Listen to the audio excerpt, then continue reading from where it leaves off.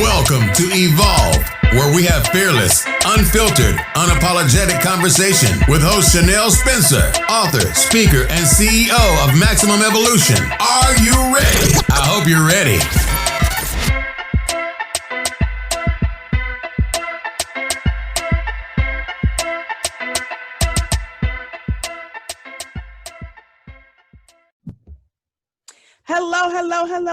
Hello, beautiful people, and welcome to another episode of EVOLV, where we have fearless, unfiltered, and unapologetic conversation, because that's just who we are.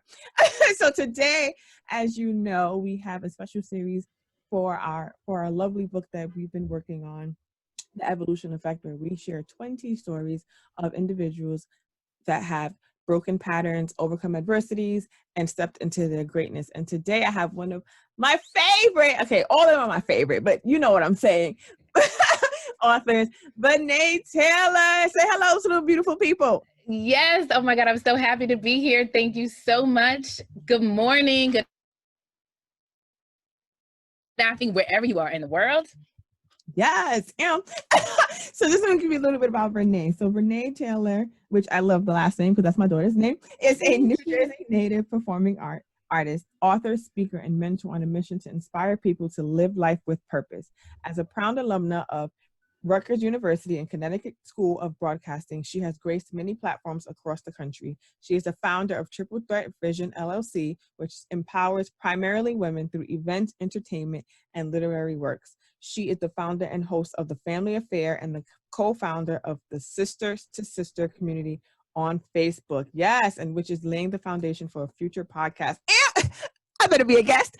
Yes, you will, honey. So amazing. It's so amazing. I love what you do. I love your energy. I love your personality. She's like so genuine and so authentic. Like, we haven't met physically, but we've met virtually, and I just love the energy that exudes through every platform that we connect on. And I'm super excited for everything that you are working on and that you are going to accomplish this year, because 2020 is our year, even though it's a lot of craziness happening. I know, but we're pushing through. We are pushing through. We are still here, right? Exactly. So that's a blessing. We are still here. Exactly. So let's get into this chapter. Yes. So why did you title your chapter, I Once Was Broken? Yes. Oh my goodness. Because it was definitely a state of mind that I was in. And it's also a state of being. And I find that a lot of times when you are in this certain state of mind, a state of mind of lack and of, feeling like a victim or feeling like there's no hope and you can't see your way out, you have to go through a transformation. And as long as you keep moving, it's going to come. Your day is going to come. The sun is going to shine after the rain. So that's why I say it's past tense. I once was broken, but I'm not the same. I'm not the same that I was last year or last month or 2 or 5 years ago. And as long as we continue to evolve, shout out to EVOLV, yes, we are going to be unstoppable. So that's why I named it Once I Was Broken. Yes, and you said so many powerful things, because the goal of evolution and the goal of transformation and just being a better you is literally understanding that you are forever changing and you're forever learning. So you saying, I'm not the same person I was yesterday, I'm not the same person I was 5 years ago, I'm not the same person that I was a year ago, literally tells you that you are on a journey to becoming the greatest version of yourself, which is amazing. A lot of people don't understand that. They don't necessarily, instead of comparing themselves to who they were yesterday or 5 years ago, they compare themselves to other people. So it's so amazing that you said that. That's a powerful message. So what can our audience expect from your chapter? Yes. Oh my goodness. So you're going to expect my story and how I came to be where I am today, and the journey. Okay. Cause let's just call it a journey. Yeah. My temperament then and the anger and resentment that I was feeling towards family, friends. I don't even know. I don't even think I was sure of the root of my issues at that time, but I just knew that I had struggles with managing my emotions. Mm-hmm. I had struggled with the relationship with my father and how broken pieces within that relationship that were unreconciled, how those then carried on and manifested into other relationships that really turned into toxic ones, Right. and not really being able to identify what's serving me and what's not, what is helping me grow and what is really kind of down and paralyzing me. And so I had to go through a lot of transformations, and thank God I was able to use the idea and the concept of writing and expressing myself through art, because I'm a performing artist at heart. Thank God I discovered that, because that was an outlet for me. And I didn't know that that was going to be a catalyst for my success, or the catalyst for me actually putting the pieces back together to be whole. And that's where we are now. And hence me being an author and a writer. So super excited. So that is what it's all about, my transformation and what I went through. Personal development. It's so important to just continue to grow and just give yourself permission to make different decisions each day, to improve. And sometimes it's baby steps, but that's okay, as long as you're moving forward and you don't stop and you never ever give up. Right. So you said in your chapter, I was so angry. However, in hindsight, I can truly say that my life was very fragile then. I was short-tempered and my mood fluctuated from moment to moment, and mostly within very short time increments. A close friend described it as seeing me in the morning on our way to school together. By first period had ended, I would be upset about something. Make no mistake about it. When I was upset, the world would feel it and be subjected to my wrath. So tell us a little bit, like, what were you experiencing during those times, and what do you feel caused you to be so angry? Wow. I get chills even hearing my words played back to me, as I think about that time. And this came from a candid conversation I had with one of my best friends about that time, and how she perceived it from the outside looking in. And I think I just had a lot of pent up frustration that I believe was rooted in one, being the only girl, being the youngest, being somewhat sheltered, all the answers to my questions. As a young child, you are very inquisitive and you want to know why, with babies when they're growing up, like that's one of the first words, why? And that was me. I was so inquisitive about the world. I was so optimistic. I had such a big heart, and I'm so compassionate, and I had so much love to give. But I felt like I was coming from a place of lack. I felt like there was so many missing pieces when it came to my family, and it came to my upbringing, being in a broken home and my parents not being able to take care of me. And now we're at my grandmother's house, and what is going on and why is it all happening? And because I couldn't figure that out, and I wasn't getting the answers I needed and wanted, and essentially I wasn't really getting the attention that I felt like I needed at that time, or the validation. I was so angry, and I didn't know what to do with those emotions. I didn't know what to do with all of that tension. And that's where the growth comes in. When you learn new ways of being, you learn new ways to cope so that you can morph into something better. Right. And then you said there's two parts that I actually need to share. Yes. So we have three this time. But you said figuratively staring myself in the mirror, I recognized for the first time that I allowed my feelings of abandonment, insecurity, low self-esteem, and loneliness to manifest in my relationships and play out in patterns that didn't serve me. That is like, oof. Chills. Who can't who? Oh my God, my hairs are like on my arms are.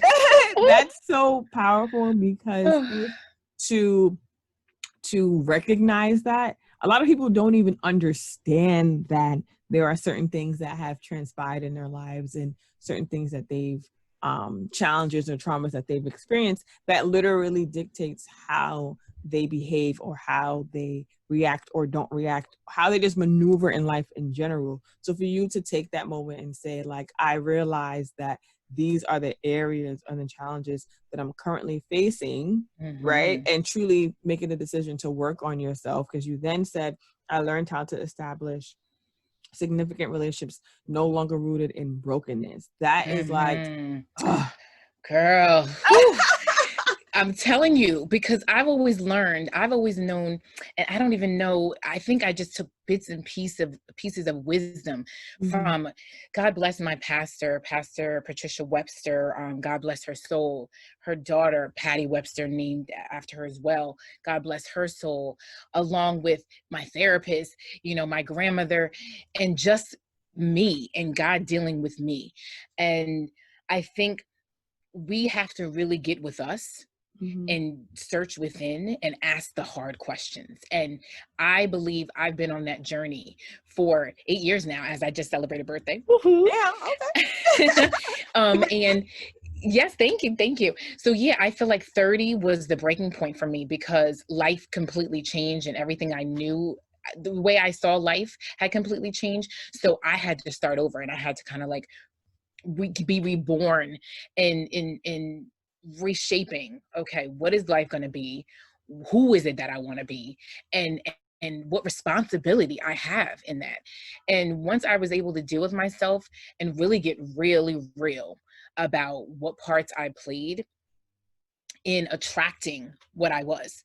And that's why I said, in terms of like being rooted in brokenness, because a lot of times we're attracting what we are. We don't even realize it, because maybe in our minds, it's the codependency where we want to fix someone else, right? Because we're like, okay, well, at least I'm not that worse off, maybe as bad off. Maybe they're worse off and I can help them, because you feel somewhat empowered that you can help someone else. Or sometimes you want to feel needed, right? So that's another reason why you root your relationships in brokenness. And then also sometimes you just don't know any better.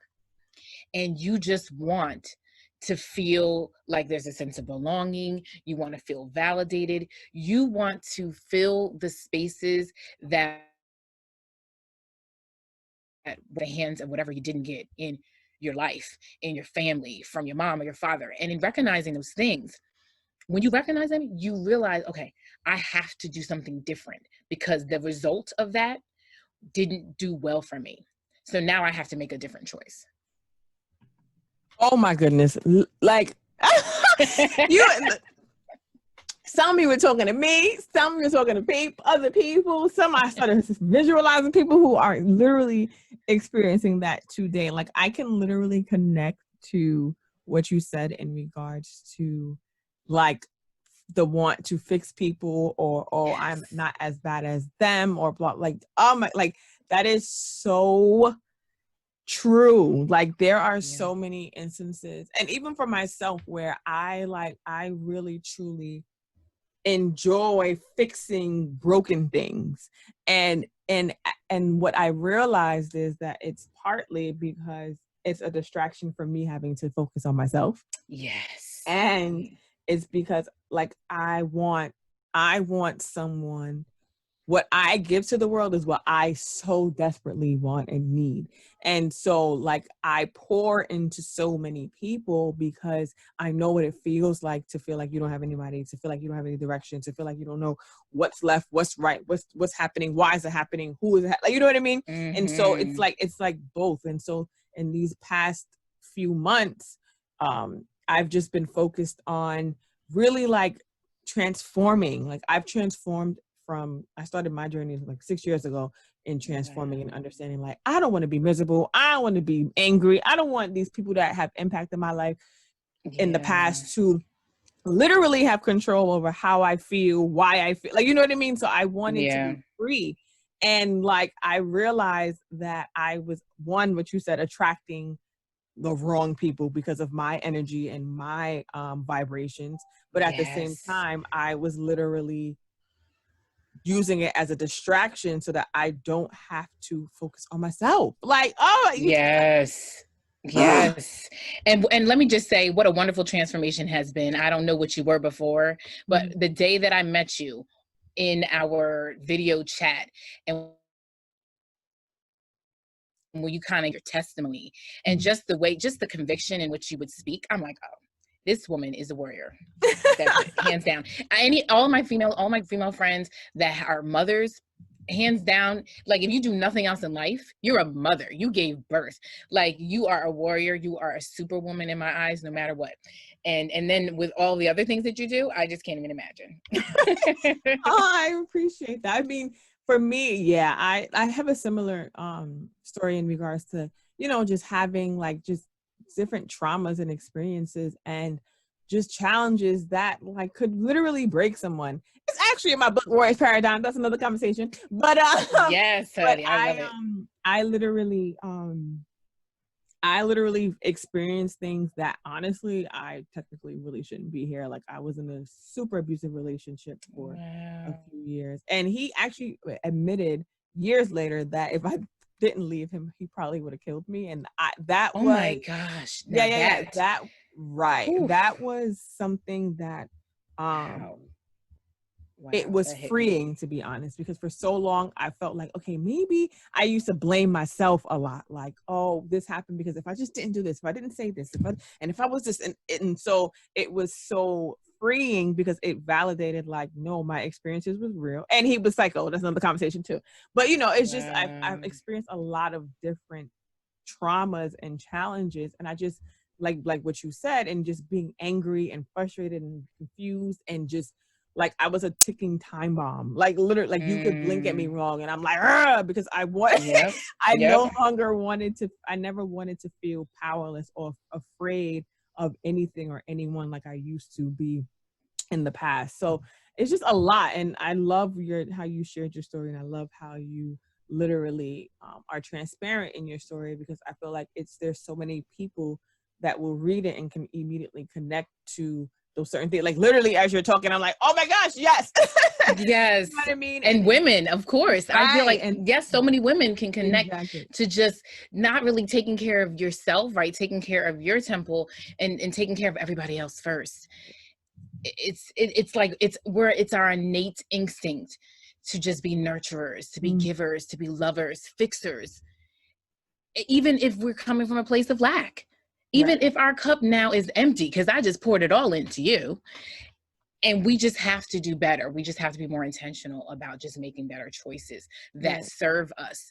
And we can still serve others, you know? So we can Hmm. both have something in our cup. Right. Like we're serving from our overflow versus a broken, dried up, needs to be thrown out cup. Like literally, and like Yes. in oh, you're so right. You're so right. Like, oh my gosh, you just like you said so many powerful things. And I know that there are so many people out there that are just struggling with life in general, especially in this lovely quarantine period that's been so great for some and a Yeah. nightmare for others. Yes. You know, Yeah. it's been a rough time, and I feel like it was important to happen because it kind of gives people the opportunity to gain clarity on where they are or where they aren't. But at Yeah. the same time, there are some people who like probably were so deeply impacted in a negative way because their life depended on their job, or their life depended on the kids being in school because that's how they ate, or because they're Right. abused at home. So them being at work or them being at school gave them a safe environment. Like, you know what I'm saying? Or a sense of Yes. safety. So, you Yes. I know, was just thinking it's about that. right. Like it's just Hmm. unreal. And so sometimes you're like, for me now, I'm like frustrated, but I take a moment just to be in gratitude of where I am and where I no longer am, in a good way at the Yes. same time. So I thank you for sharing your story. I thank you for being a part of this project Thank as you. well. So what's next for you? Oh gosh, so much. Are you ready? Are you ready? I'm ready. I'm ready. So, I am, as I mentioned, I am currently working on this anthology with you. So excited about this, right? So, that chapter that we just spoke about, I'm also working with Write a Legacy on my book of poetry, Life, Love, and Loss. So that will be a compilation of all the poetry that I've collected that over the years and still writing currently. I am so happy to say that I have completed the boot camp with Miss Taria Avant. Woohoo! Yes, isn't it so fire? Yes, it is so fire. So shout out to the Book Prophets Club and Urban CEOs. And I am working on Letters to My Father that was birthed in 2011 when I lost my father. So those projects are on the horizon. I have been speaking out as we are in a racial unrest. And somehow I just became an activist and speaking out for so many different initiatives for Black Lives Matter, for anti-bullying, for women, and for us just coming together as a people, and especially within the Black community, to empower one another and really truly just take back what the devil has stole from us. Oh, so amen. Yes. Yes, yes, yes. And I am still an artist. So I'm actually going to be working on some new music and some new scripts. And there will be some films on the horizon come September that I'll be working on. So definitely you can catch me on screen. You can catch me out in the field at a rally or a park protest or march. And of course, you're going to catch me in your libraries, in your bookstores, and on Amazon. And you're not gonna be able to get enough of me, because I'm going to be everywhere, inspiring the world to live life on purpose and with purpose. Yes, I love that. Oh my gosh. Oh, I told you, listen, we taking over 2020, period. Yeah, we Okay. basically are. Yeah. It's like, listen, we can't just sit back and play dead, and we're not gonna let this take us out. We are so much Exactly. stronger and bigger and better than this. Mhm. And all of the beauty and all of the strength that's coming out of this. And I know the first 2 weeks of the pandemic and the quarantine, I struggled. I woke up one night in the middle of the night and I put on my timeline, I think it was on my Insta story, and I said, I am not okay. Prayers up. Mhm. And it's okay not to be okay. And you got to recognize it. And Mhm. once you recognize it, you got to really surrender.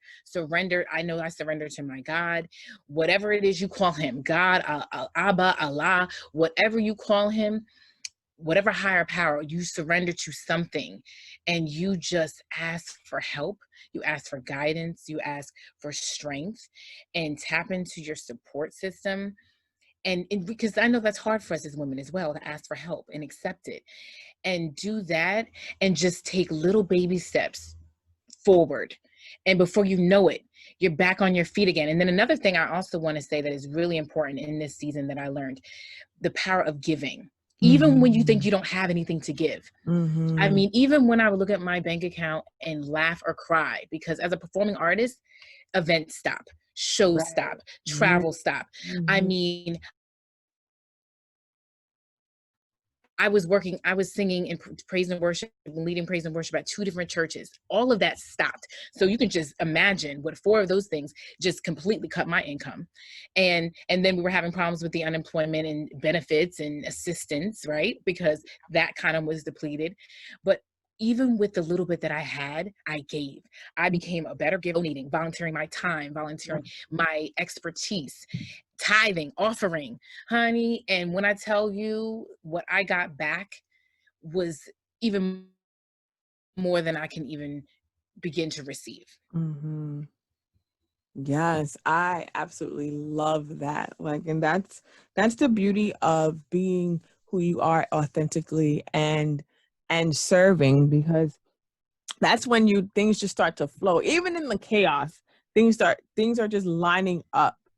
And ultimately you just have to walk in faith and walk in and understand that everything is going to come together at some point. It might not be in this moment. It might be tomorrow. It might be 5 minutes from now. But ultimately it's all preparation for the person that you are becoming and the things that are going to be coming into your life. So I'm super excited for you, and I think you're amazing. And I want to drag it, but when I have my live stuff happening, I'm gonna need you to come and sing a little song or something. Absolutely. Listen, I can sing right now. Okay, we can do whatever you want to do, honey. I am ready. You got to be ready and stay ready, so you have to get ready. Oh, period. Okay. Yes, period. With the T at the end. So do you have any final words for our audience? Yes. Well, I first just want to say thank you so much to the EVOLV audience. Thank you so much to Chanel Spencer and your entire team, and just everything that you are. It's such a blessing and such a gift that we connected on this level. I can't wait to physically meet you when we can break out of here and Right. really truly connect and be at an authors conference. I am just so willing and ready to serve the masses and serve our women, to empower our women to be strong, to know that they are unstoppable, and that there's nothing that they can't do, and that we all have a story to tell. And there is no testimony, honey, without a test. So we are going to continue to push forward and push through, and we will get through this together. So I thank you so much for having me, and for everything that you're doing is so inspiring. Yes, and thank you for being a part of this project, and thank you for sharing your story, and thank you for just being so transparent and authentic, because it's so rare that we find that and are able to connect with people and like-minded individuals. Yes. So I appreciate you, and I hope for you to have continued success, because I know you're gonna smash all your goals, because like-minded people, we don't play. So how can our audience connect with you? Oh my goodness, there's so many ways. So you can actually just go to www.vernae.com. That's V like victorious, ERNAE.com. That is my personal website. You can also find me on Instagram and Facebook at Vernae Taylor. So my first name, as I mentioned in my website, along with TAYLOR. That's on Facebook and Instagram. You can also find me at Breakthrough the Book, my previous book that was written last year. And I am also Triple Threat Vision on Facebook, if you want to find my company page. And I am here. I reign in Summit, New Jersey. So if you are in Jersey, look me up and connect with me, honey. I am here ready to serve you. Yes, and we love it. So thank you again for being on the platform. Thank you for being a part of this project. And if you have not gotten your copy of The Evolution Effect, make sure you go to evolutioneffectbook.com today, not tomorrow, right now, like immediately. Yes. And get your copy, and make sure you read Vernae's chapter, I Once Was Broken. So Thank you to you, Vernae. Thank you to our lovely, lovely listening audience for tuning in. I appreciate all of you. I love all of you, giving you air hugs, because we got to do the social distancing. Yes. So virtual hugs and air hugs to all of you. I appreciate you for tuning in, and we will see you next time.